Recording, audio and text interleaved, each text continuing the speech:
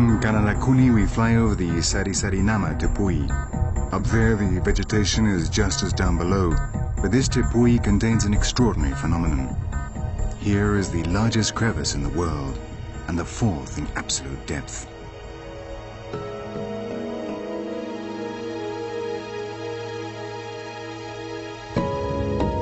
The surface of the plateau is scarred by deep crevices, and the largest crevices are formed by the collapse of sandstone rock.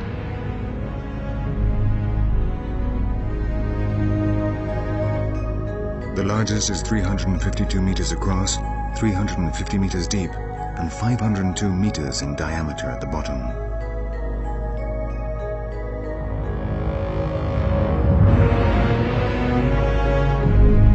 They were formed by the collapse of enormous cavities of sandstone rock. They have their own drainage system formed by watercourses that begin on the walls and edges and end by disappearing underground.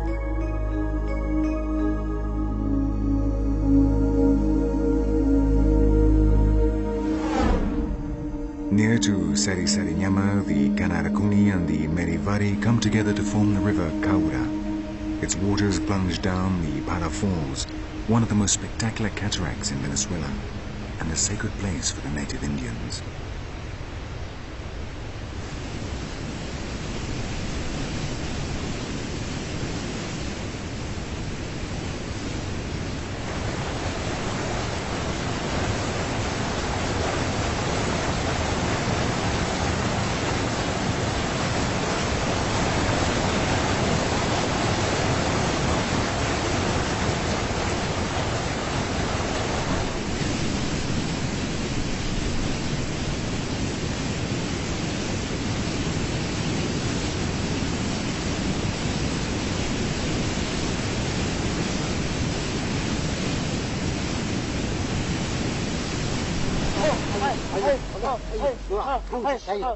Some relatives from the Ituku River have arrived at the Sanema village.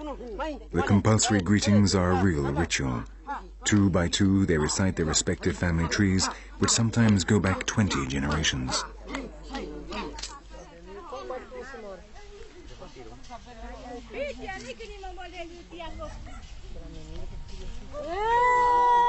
Meanwhile, daily life continues at its slow, steady pace.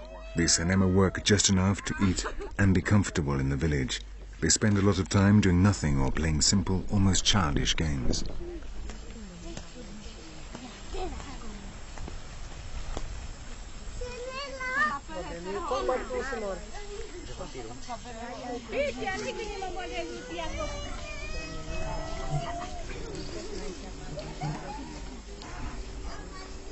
The arrival of visitors always breaks the monotony. They prepare dances, games, and food for all.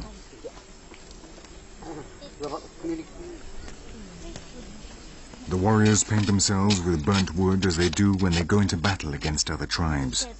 This is a very old custom, challenging outsiders, even if it is only in play. The Sanema have always been, and always will be, a warrior people.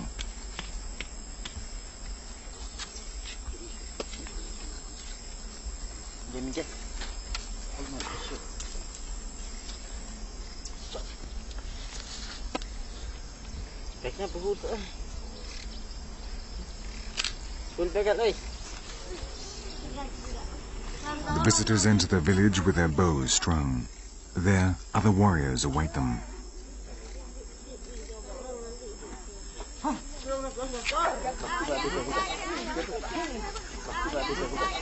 The tips of the arrows are wrapped in banana leaves so they will not wound anyone. This is merely a welcoming ritual.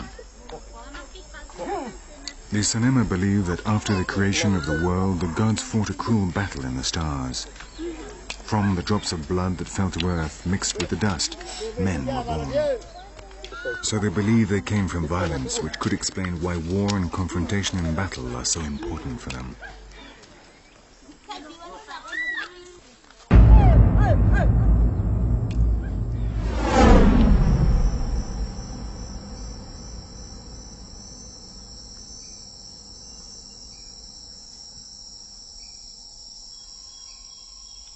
They are always on the alert, observing the jungle that surrounds them.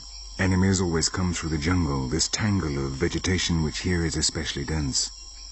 On the Guayana plateau, the jungle grows on granite soil. The trees have had to develop both ground and aerial roots, and so there are parts of the forest which are virtually impenetrable.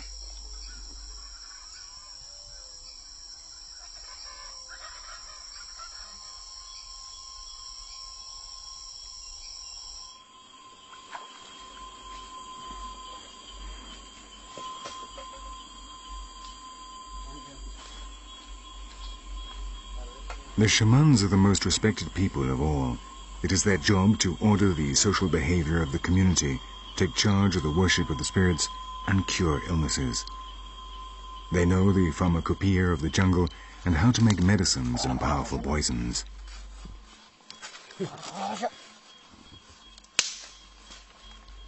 It is also their responsibility to collect and prepare the sakona or yopo. They search in the jungle for the tree called amahi. The bigger and older it is, the stronger will be the hallucinogenic substances obtained from it.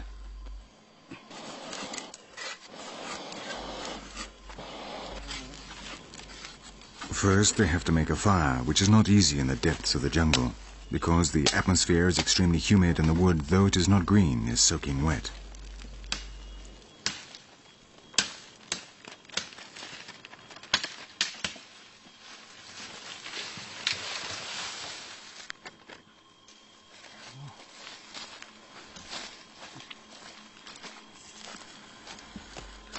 They light it with a red-hot brand they have brought from the village. Though at times they manage to get matches from the Yauquana, they always keep a fire lit in the village. When someone wants to light another fire, they take some of the embers. It has been like that since the beginning of time. The fire never goes out. There was always someone chosen by the shaman, entrusted with the supreme mission of keeping it alive. There have even been wars over fire. When a group was left without their fire, they attacked another one in order to steal the embers.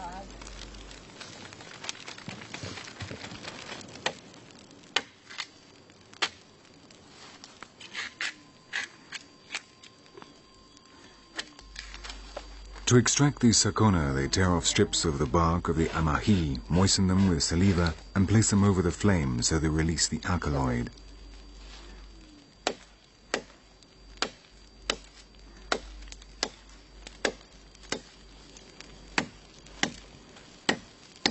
The wisdom of the shamans is the reason behind a new invasion of the jungle.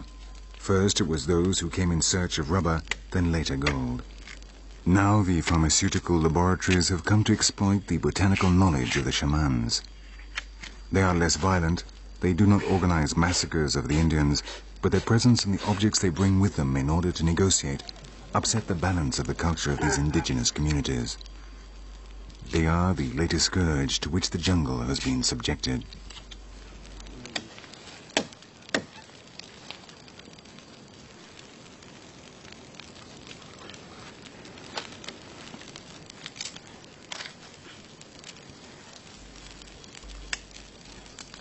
The hallucinogenic resin forced out by the action of the heat is put into a pot and then cooked until it solidifies.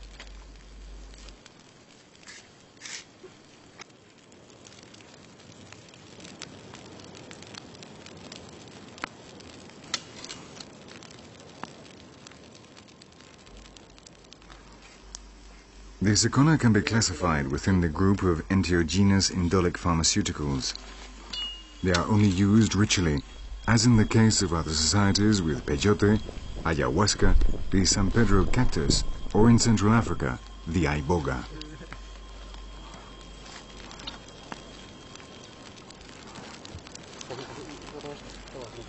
Before returning to the village, one of the shamans tests the efficiency of the preparation.